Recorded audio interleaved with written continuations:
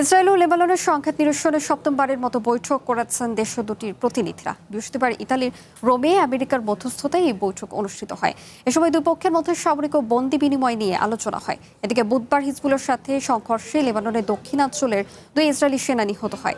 এর জবাবে পরদিন ওই এলাকায় হামলা চালায় তেল আবিব। নিহত হয় আরও একজন। AKS অর্জন করল গিনেস ওয়ার্ল্ড রেকর্ডস। AKS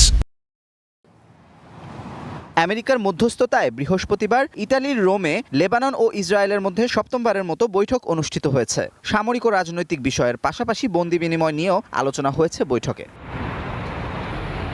এদিকে আলোচনা চললেও সংঘর্ষ থামেনি হিজবুল্লাহ ও ইসরায়েলের মধ্যে। যুদ্ধবিরতি চুক্তি লঙ্ঘন করেই লেবাননের দক্ষিণাঞ্চলে সেনা মোতায়েন রেখেছে তেল আবিব। হামলাও অব্যাহত রেখেছে ইসরায়েলি বাহিনী।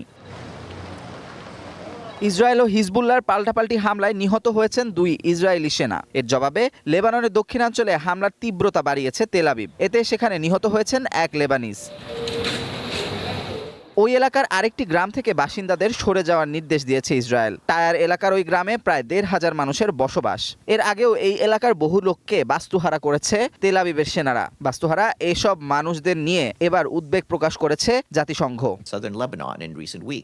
দক্ষিণ লেবাননে লাগাতার সামরিক সংঘাত হুমকির মুখে ফেলেছে বেসামরিক নাগরিকদের জীবনযাত্রা। সেখানকার ঘরবাড়ি, কৃষিজমি এবং অবকাঠামোর ব্যাপক ক্ষতি করছে তেল আবিবের হামলা।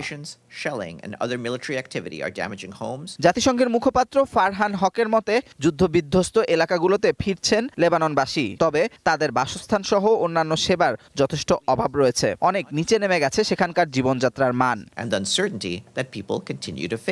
Amanur Rahman, one international desk. Agriculture